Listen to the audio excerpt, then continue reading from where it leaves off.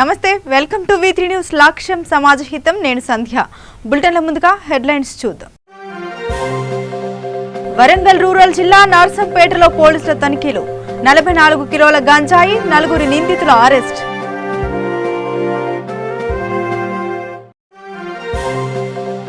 మహారాష్ట్ర తాజా రాజకీయాల పరిణామాలపై స్పందించిన కాంగ్రెస్ నేత VH ఎమ్మెల్యేలను కొనుగోలు చేసే కార్యక్రమం జరిగే అవకాశాలు ఉన్నాయని ఆగ్రహం విధుల్లో చేరుతామంటూ డిపోల వద్ద భారీగా చేరిన ఆర్టీసీ కార్మికులు పై అధికారుల నుండి సమాచారం రాలేదంటూ విధుల్లో తీసుకొని డిపో మేనేజర్లు మహారాష్ట్ర రాజకీయం కీలక మలుపు రేపే మహారాష్ట్ర బల పరీక్ష ఓపెన్ బ్యాలెట్ ఓటింగ్ కు సుప్రీం ఆదేశం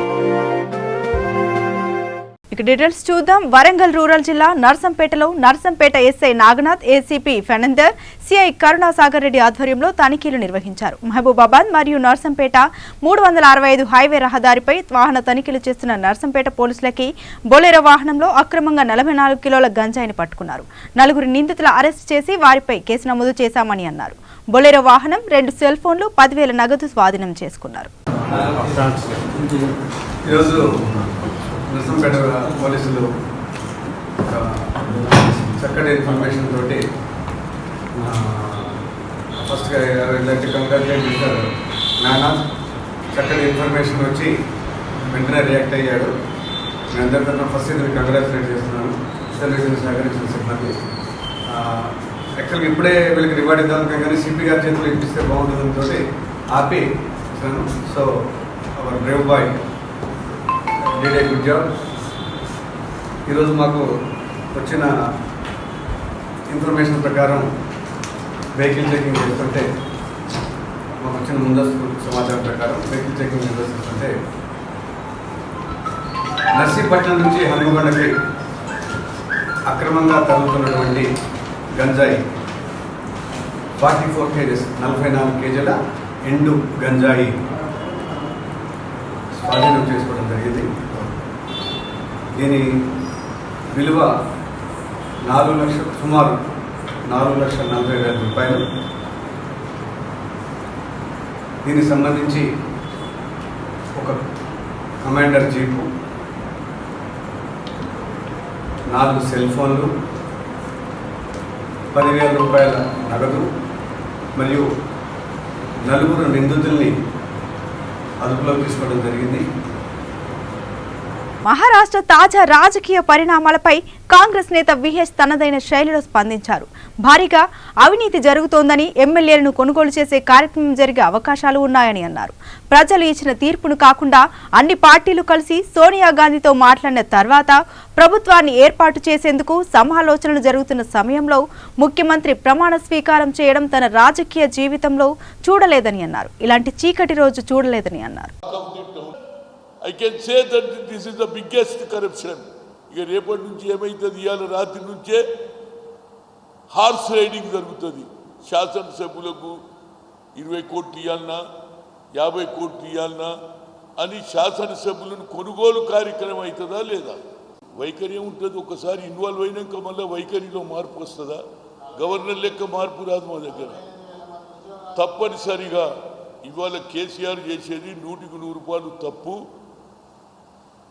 ఎన్నికల ముందు ఆయన ఎన్నడూ చెప్పలే నేను ఆర్టీసీని ప్రైవేటైజ్ చేస్తానని చెప్పలే కనుక ఇవాళ ఇప్పటికన్నా ఒక తండ్రిలాగా బిహేవ్ చేసి కొడుకులు తప్పు చేసినప్పుడు తప్పు సర్దిద్దడానికి ప్రయత్నం చేయాలి వాళ్ళు తప్పు చేసిందని నేను అనను వాళ్ళు ఒక అడుగు ముందుకేసేమన్నారు మీరు విలీనం చేయకపోయినా ఏది ప్రభుత్వంలో మేము అన్ని షరతులకు ఒప్పుకుంటామని అన్నారు మిగతా షరతులు పూర్తి చేసి తీసుకోవచ్చు కదా 3-4 రోజులే వాళ్ళు ఇచ్చిన డెడ్ లైన్ కూడా ఏమన్నారు సార్ మీరు తీసుకొని మేము ఏది ఆర్టీసీ కార్మికులు మళ్ళీ ఉద్యోగాలకు వస్తారంటే కూడా ఇప్పటికీ ఆల్మోస్ట్ 30 మంది చనిపోయినా ప్రభుత్వానికి కనికరం లేదు మానవత్వం లేదు మానవతా దృక్పథంతో ఆలోచన చేయమని నేను ముఖ్యమంత్రి గారిని కోరుతున్నాను ఇంతకంటే ఎక్కువ కోరుతాం మేము ఆయనను గవర్నర్ గారు నెక్స్ట్ ఆల్టర్నేట్ ఎవరంటే శివసేన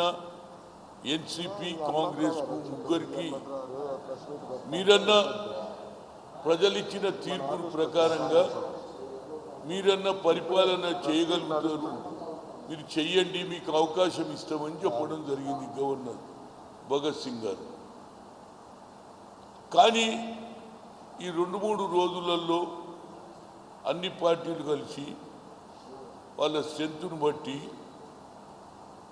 సోనియా గాంధీతో మాట్లాడిన తర్వాత శరద్ పవార్ గారు కానీ అదేవిధంగా శివసేన అధిపతి కానీ ఆఖరికి మాకు మెజార్టీ ఉన్నది, మేము ఫామ్ చేస్తామనే నిర్ణయానికి వచ్చారు. మంత్రులు ఎవరెవరు ఉండాలి, ముఖ్యమంత్రి ఎవరు, డిప్యూటీ సీఎం ఎవరు అని ఇవన్నీ కూడా మాట్లాడుకోవడం జరిగింది. ఇక గవర్నర్ దగ్గరికి పోయే రోజు వచ్చింది. దానికంటే ముందు ఒక రోజు నేను 40 ఏళ్ళ రాజకీయంలో ఉన్నా, ఇలాంటి సంఘటన గవర్నర్ గారు ఈ విధంగా చేస్తారని నా జీవితంలో అనుకోలే. అర్ధరాత్రి మాట్లాడుకోవడం, తెల్లవారుజామున 8 గంటల లోపలనే ముఖ్యమంత్రి ఉప ముఖ్యమంత్రి షేరింగ్ చేయడం అనేది ఇది ప్రజాస్వామ్యమా లేకపోతే గవర్నర్ రాజ్యమా అనేది నాకు అర్థమైతలేదు. ఇలాంటి చీకటి రోజు నేను చూస్తాను, నేను జీవితంలో అనుకోలే. గవర్నర్కు ఉండే పరిధి ఏమిటి, ముఖ్యంగా ఆయన ఏదైతే ఆదేశాలు ఇచ్చిండో వాళ్ళ మెజార్టీ చూడలే, వారికి ఎంత సంఖ్య ఉన్నా చూడలే. షేరింగ్ చేయడం అనేది నాకు జీవితంలో ఎక్కడ చూడలేదు. ఎవరే కానీ ఏ గవర్నర్ గతంలో కూడా ఒకసారి ఇన్సిడెంట్ జరిగింది ఇలాంటిది. తెలంగాణ రాష్ట్రంలో ఆర్టీసీ సమ్మె కొనసాగుతున్న నేపథ్యంలో ప్రభుత్వం సమ్మె విరమించి 15 రోజుల్లో విధుల్లో చేరాలని ఆదేశాలు జారీ చేసింది. కానీ దానికి స్పందించని ఆర్టీసీ కార్మికులు సమ్మె కొనసాగించారు. కొన్ని పరిణామాల కారణంగా ఆర్టీసీ కార్మికులు సమ్మె విరమించి ఎలాంటి బేషరతులు లేకుండా మమ్మల్ని విధుల్లో తీసుకోండంటూ డిపోల వద్ద వెళుతున్నా అధికారుల నుండి ఎలాంటి ఆదేశాలు రాలేదంటూ డిపో మేనేజర్లు అంటుండడంతో వ్యవహారం అట్టుడుకుతోంది. వస్తున్న విధుల్లో ఎందుకు తీసుకోవడం లేదంటూ ఆగ్రహించి ఉద్రిక్త వాతావరణం నెలకొంటున్న నేపథ్యంలో పోలీసులు రంగప్రవేశం చేసి దిల్సుఖ్ నగర్, నారాయణపేట్, నిర్మల్, సంగారెడ్డి డిపోల వద్ద ఆందోళన చేస్తున్న ఆర్టీసీ కార్మికులను ఎక్కడికక్కడ అరెస్టు చేస్తున్నారు. మరి ప్రభుత్వం స్పందించి కార్మికులను విధుల్లో తీసుకుంటుందా అనే ప్రశ్న ఎదురవుతోంది.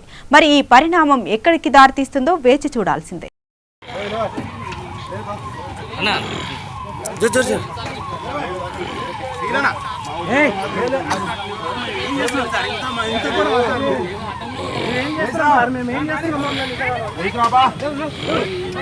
సార్ కొంచెం సార్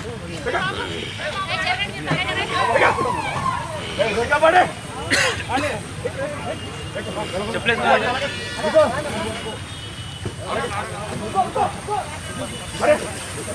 సైడ్ సైడ్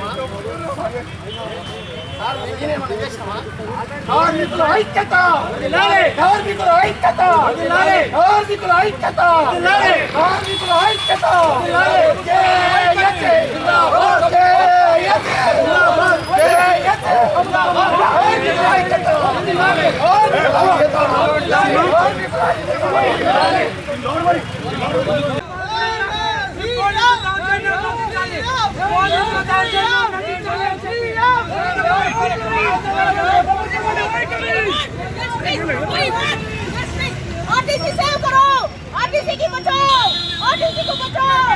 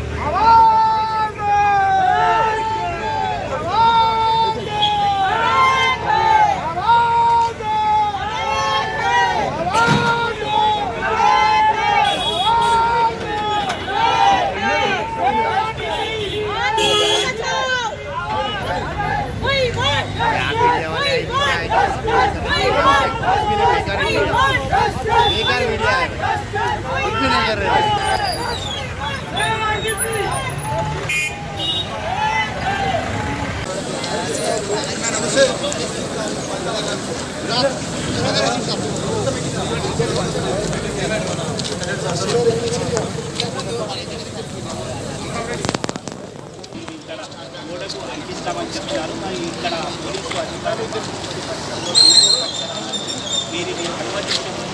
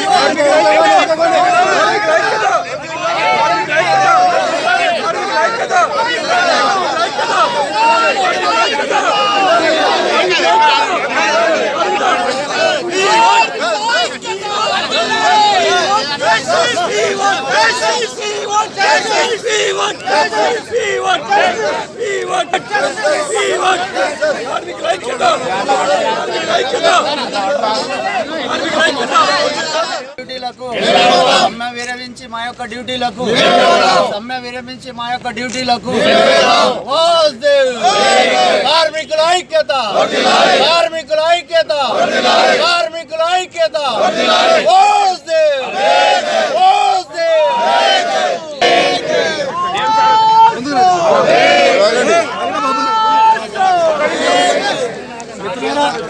ఈరోజు కేంద్రత్వం అని చెప్పి డిపో మేనేజర్ గారికి మా యొక్క ఇండివిజువల్గా వినతి పత్రాలు ఇస్తున్నాం. మా నాయకత్వం చెప్పింది ఏంటంటే మేము ఎలాంటి షరతులు లేకుండా ఉద్యోగంలో చేయడానికి తయారుగా ఉన్నాం. మేము 4వ తారీఖున కార్మికులకు ఏదో పరిస్థితులు ఉన్నాం ఆ పరిస్థితిని ఈరోజు కల్పించాలని చెప్పి మేము మేనేజ్మెంట్ అడగడం జరిగింది. మేనేజ్మెంట్ కూడా గతంలో కూడా మేము ఆర్టీసీలో దాదాపుగా 30 సంవత్సరాల నుండి 5-6 సార్లు సమ్మె చేయడం జరిగింది. మేము అప్పుడు కూడా 14 రోజులైంది, 24 రోజులైంది, 27 రోజులుంది. ఆ సమ్మెలో భాగంగా ఏ రాజు కూడా మాకు సమ్మె విరమించిన వెంపడే మమ్మల్ని విధులు చేర్చుకోవడం జరిగింది. ఈరోజు మేనేజ్మెంట్ కానీ రాష్ట్ర ప్రభుత్వం కానీ విధులకు చేర్చుకునే అవకాశం మాకు ఇవ్వడం అనేది నిరంకుశ విధానం. ఈ విధానం వల్ల కార్మికులు తీవ్ర మనస్తాపానికి గురవుతుంది తప్పితే కార్మిక లోకానికి కార్మికుల హక్కులకు ఇది ఒక గొడ్డలు పెట్టి లాంటిది మాత్రమే వాస్తవం చెప్పాలంటే. మిత్రులారా, ఈరోజు చెప్తున్నా ఏంటంటే రాష్ట్రంలో విరమించిన సమయం ఎందుకంటే కార్మికులు చాలా బలిదానాలు అవుతున్నాయి, ప్రజలు చాలా ఇబ్బంది పడుతున్నారు. ఆర్టీసీ పరిస్థితి రోజు దిగజారుతున్న పరిస్థితితోనే మేము సమ్మెను వినియోగించడం జరిగింది. ఎలాంటి షరతులు లేకుండా బేషరతుగా మేము ఉద్యోగాలు చేయటం అంటే కూడా ఉద్యోగాలను పరిస్థితిని కల్పించి ఈరోజు మమ్మలను కార్మికులను ఈ పోలీసు వ్యవస్థను మొత్తం పెట్టి మమ్మల్ని నిర్వీర్యం చేయాలని చూస్తున్న ప్రభుత్వానికి త్వరలోనే అవసరమైన చోట గుండెపాఠంగా లభించక తప్పదు. న్యాయమైన డిమాండ్లను మేము అన్ని పక్కకెట్టాము. కేవలం ఉద్యోగం తీసుకోమని చెప్పి మా యొక్క డిమాండ్ కాబట్టి జేఏసీగా మేము అప్పీల్ చేస్తున్నాం మీ అందరి ద్వారా. ఈ కుల సంఘాలు కానీ రాజకీయ పార్టీలు కానీ ప్రజానాట్య మండలి కళాకారులు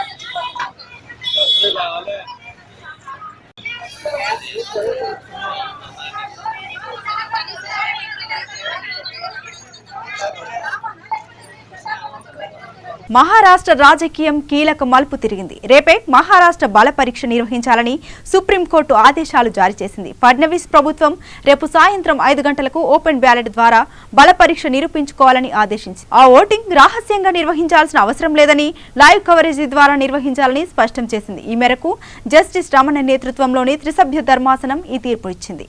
వాస్తవానికి గవర్నర్ ఈ నెల 30 వరకు ఫడ్నవీస్ ప్రభుత్వానికి గడువు ఇచ్చారు. అయితే సుప్రీంకోర్టు మాత్రం రేపే బల పరీక్షకు ఆదేశించడం గమనార్హం. జోగులాంబ గద్వాల జిల్లా మల్దకల్ మండలం మ్యాకల సోంపల్లి గ్రామంలో మ్యాకల సోంపల్లి విశ్వ హిందూ పరిషత్ కమిటీ వారు సహస్ర దీపోత్సవ కార్యక్రమం నిర్వహించారు. ఈ సందర్భంగా గ్రామంలో మహిళలు, యువకులు 1000 దీపాలు వెలిగించి దీపోత్సవం కార్యక్రమం విజయవంతం చేశారు. ఈ సందర్భంగా విశ్వ హిందూ పరిషత్ జిల్లా సంయోజక్ జగదీశ్వర్ రెడ్డి మాట్లాడుతూ గ్రామాల్లో దైవభక్తి, దేశభక్తి, హిందూ ధర్మ ప్రచారం, సంరక్షణ, దేశ సంక్షేమం కోసం ఈ దీపోత్సవాలు నిర్వహిస్తున్నట్లు తెలిపారు. విశ్వ హిందూ పరిషత్ ధర్మ ప్రసార సమితి జోగులాంబ గద్వాల జిల్లా ఆధ్వర్యంలో జోగులాంబ గద్వాల జిల్లాలో ఉన్నటువంటి విశ్వ హిందూ పరిషత్ కమిటీలు ఉన్నటువంటి అనేక గ్రామాలలో మనము విశ్వ హిందూ పరిషత్ ఆధ్వర్యంలో సహస్ర దీపోత్సవం అనగా 1000 దీపాలు వెలిగించేటువంటి కార్యక్రమాన్ని మనం నిర్వహిస్తున్నాం. అందులో భాగంగా ఈరోజు మేకలసంపల్లె గ్రామంలో కార్తీక సోమవారం అత్యంత పవిత్రమైనది, చివరి సోమవారం కార్తీక మాసంలో. ఈ సందర్భంగా ఇక్కడ 1000 దీపాలు వెలిగించేటువంటి కార్యక్రమాన్ని మనం నిర్వహిస్తున్నాం. మరి సంవత్సరం రోజులు దీపాన్ని వెలిగించని వాళ్ళు ఎవరైనా ఉంటే కనీసం కార్తీక సోమవారం రోజైనా ప్రయత్నంతో ఒక దీపాన్ని వెలిగించడం వల్ల శివుడు ప్రీతిపాత్ర చెందుతాడని చెప్పేసి కార్తీక పురాణం మనకు చెప్తుంది. అందులో భాగంగానే ఇక్కడ ఎంతోమంది మహిళలు వచ్చి ఈ సహస్ర దీపోత్సవ కార్యక్రమాన్ని నిర్వహిస్తున్నారు. అందులో ఈరోజు దాంతోపాటు తీర్థప్రసాదాల పంపిణీ తెలియజేయడం జరుగుతుంది. ఈ గ్రామంలో అత్యంత నియమనిష్టలతో గత నెల రోజులుగా ఈ కార్తీక దీపోత్సవ కార్యక్రమాన్ని గ్రామాన నిర్వహిస్తున్నాం. దీన్ని చేసే ప్రధాన ఉద్దేశం అంటే ప్రతి మహిళ ఈ కార్తీక మాసం నుండి వాళ్ళ ఇళ్లలో కూడా ఉదయం సాయంకాలం దీపాన్ని వెలిగింపజేసుకోవాలని, దేవాలయాలలో తప్పకుండా దీపం వెలిగేటువంటి ప్రయత్నం చేయాలన్నదే విశ్వ హిందూ పరిషత్ యొక్క సంకల్పం. అందులో భాగంగానే ఈ కార్తీక మాసంలో ఈ సహస్ర దీపోత్సవాన్ని అన్ని గ్రామాలలో విశ్వ హిందూ పరిషత్ నిర్వహిస్తుంది. జై శ్రీరామ్. నారాయణపేట జిల్లా మండల కేంద్రంలోని PC angels high school science free నిర్వహించడం జరిగింది. ప్లాస్టిక్ ను తగ్గించడం, ప్లాస్టిక్ నుండి సంభవించే పలు విషయాలు, ఎంతో అందమైన కళాఖండాలు నిర్మించారు విద్యార్థులు. ఈ విధంగా కార్యక్రమం నిర్వహించడం వలన పిల్లలకు మనోవికాసం పెంపొందించడానికి విద్యార్థులు తయారు చేసిన కళాకృత్యాలు ఎంతో ఆదర్శంగా ఉన్నాయని, చాలా సంతోషంగా ఉందని కరెస్పాండెంట్ తేజవర్ధన్ అన్నారు.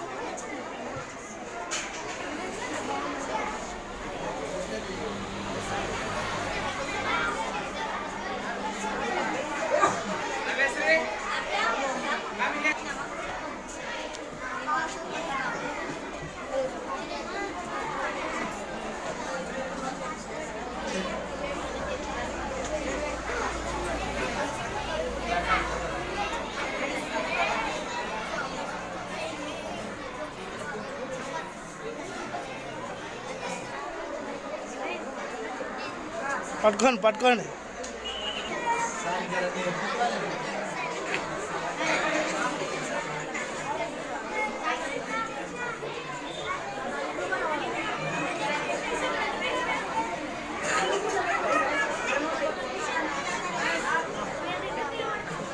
వరంగల్ జిల్లాలో మావోయిస్టు లేఖ కలకలం రేపింది. ములుగు జిల్లాలో అధికార పార్టీ నాయకుల దుశ్చర్యపై వెంకటాపురం మండలం సుడిబాక గ్రామ ప్రజలకు జరుగుతున్న అన్యాయంపై ప్రధానంగా హెచ్చరిస్తూ మావోయిస్టులకు లేఖ విడుదల చేశారు. అక్రమంగా భూ కబ్జాలకు పాల్పడుతూ రెవెన్యూ అధికారులకు లంచాలు ఇస్తూ చేస్తున్న దుశ్చర్యలను మానుకోవాలంటూ డిమాండ్ చేశారు.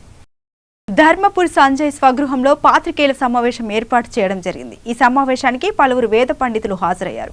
ఈ సందర్భంగా మాజీ కార్పొరేటర్ ధర్మపురి సంజయ్ మాట్లాడుతూ శ్రీ శ్రీ శ్రీ విశాఖ శ్రీ శారదాపీఠం స్వరూపానంద స్వామి నదేంద్ర వారి యొక్క అనుగ్రహ పర్యవేక్షణలో స్వామివారి ఆశీస్సులతో విశాఖపట్నం ఉత్తరాధికారి శారదా పీఠాధిపతి ఆత్మానందేంద్ర సరస్వతి మహాస్వామి వారి ధర్మ ప్రచార యాత్రలో భాగంగా 27-28వ తేదీ వరకు స్వామివారు అభిష్టం మేరకు స్వామివారు అక్కడే ఉండి ధర్మ ప్రచార సత్సంగం బోధిస్తారు. నిజామాబాద్ భక్తులు స్వామివారి కృపకు పాత్రలు కాగలరని ఆయన కోరారు.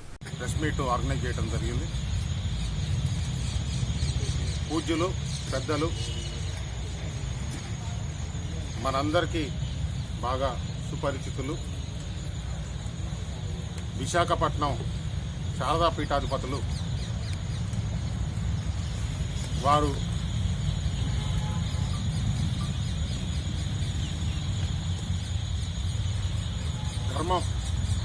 హిందూ ధర్మం ప్రచారం చేసే క్రమంలో వారు ఆల్ ఇండియా భారతదేశం అంతా సంచరిస్తూ మనకు రేపు నిజామాబాద్కి 3 రోజుల పాటు టైం ఇవ్వటం మన అదృష్టం. దాంట్లో భాగంగానే నిజామాబాద్ పట్టణంలో మంగళవారం, బుధవారం, గురువారం 3 రోజులు కూడా ఇక్కడ భక్తులందరికీ అందుబాటులో ఉండి ఇక్కడ పూజా కార్యక్రమాలు కానివ్వండి, వాటిని కలవటం కానివ్వండి, అది ఆ అవకాశాన్ని మనకు కలుగజేశారు. వాటి డీటెయిల్స్ వారు ఎప్పుడు వస్తున్నారు, ఎలా ఉంటుంది కార్యక్రమం అనేది మన పీఠానికి సంబంధించినటువంటి కృష్ణశర్మ గారు మిగతా డీటెయిల్స్ అవన్నీ మీ ముందు ఉంచుతారండి. సో నేను 2 చేతులు జోడించి మీడియా ద్వారా, ప్రెస్ ద్వారా భక్తులందరికీ ఏమి విన్నవించుకోదలుచుకున్నానంటే, మామూలుగా మన రాష్ట్ర ముఖ్యమంత్రి గారు గౌరవనీయులు చంద్రశేఖరరావు గారు, అలాగే మన పక్క స్టేట్ ముఖ్యమంత్రి గారు జగన్మోహన్ రెడ్డి గారు ఇద్దరూ కూడా ఇటీవల మన పక్క రాష్ట్ర ఎలక్షన్స్ జరిగిన తర్వాత విశాఖపట్నం వెళ్ళి ఆ స్వామివారిని దర్శించుకోవటం జరిగింది. అటువంటి స్వామివారు మనకు అందుబాటులోకి మొట్టమొదటిసారిగా నిజామాబాద్కి రావటం జరుగుతోంది. ఈ సదవకాశాన్ని ఖచ్చితంగా అందరూ సద్వినియోగం చేసుకోవాలని మనస్ఫూర్తిగా కోరుకుంటున్నాను. కాస్బాగ్ బస్తీ హయత్ నగర్ డివిజన్లో కాంగ్రెస్ పార్టీ డివిజన్ అధ్యక్షుడు గుర్రం శ్రీనివాసరెడ్డి పర్యటించారు. ఈ సందర్భంగా బస్తీ వాసులు మాట్లాడుతూ కాలనీలో చాలా సమస్యలు ఉన్నాయని, మన కార్పొరేటర్ ఏ విధంగా పనిచేస్తున్నారని అధికారులు స్పందించి తగిన గుణపాఠం చెప్పాలని స్థానికులు తెలిపారు. రోడ్ వేస్తా అని చెప్పి ఇంతవరకు రోడ్ వేయాలని కంకర పోసిపోయిండు. 3 నెలల వరకు ఇంతవరకు వచ్చిందో ఫోటో దిగిపోయిండు. నల్లలో పైపులు కనెక్షన్ వాటిలోనే ఉన్నాయి. మేము పైప్ పెట్టుకొని నల్లలు పట్టుకోవాల్సి వస్తుంది. మళ్ళీ వచ్చిండు, ఫోటో దిగిండు. 15 లక్షలు శాంక్షన్ అయినట్టు ఫోటో చేయడానికి వచ్చారు.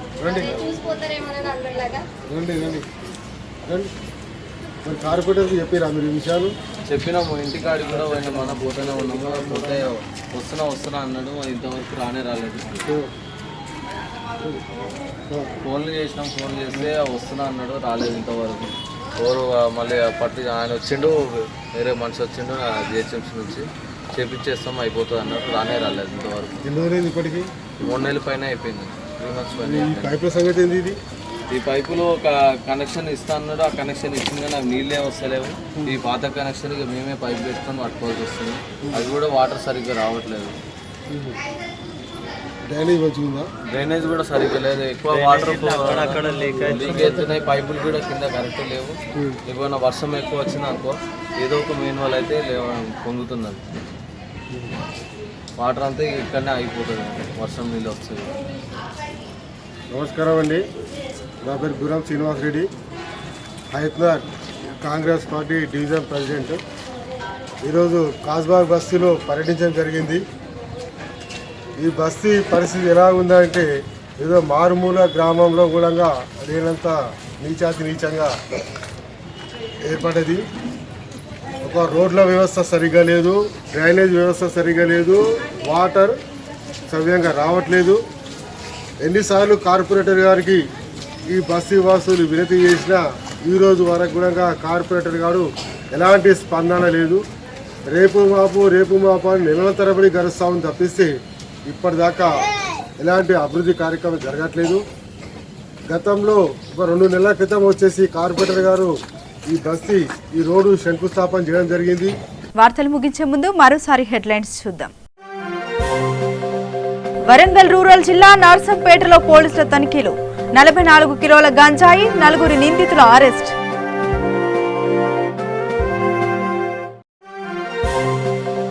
మహారాష్ట్ర తాజా రాజకీయాల పరిణామాలపై స్పందించిన కాంగ్రెస్ నేత విహెచ్, ఎమ్మెల్యేలను కొనుగోలు చేసే కార్యక్రమం జరిగే అవకాశాలు ఉన్నాయని ఆగ్రహం.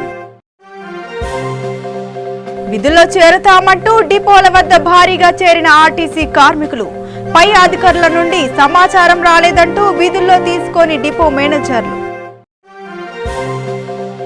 మహారాష్ట్ర రాజకీయం కీలక మలుపు, రేపే మహారాష్ట్ర బల పరీక్ష, ఓపెన్ బ్యాలెట్ ఓటింగ్ కు సుప్రీం ఆదేశం. ఇవి బులెటిన్ అప్డేట్స్. మరిన్ని అప్డేట్స్ కోసం చూస్తూనే ఉండండి V3 న్యూస్. లక్ష్యం సమాజహితం.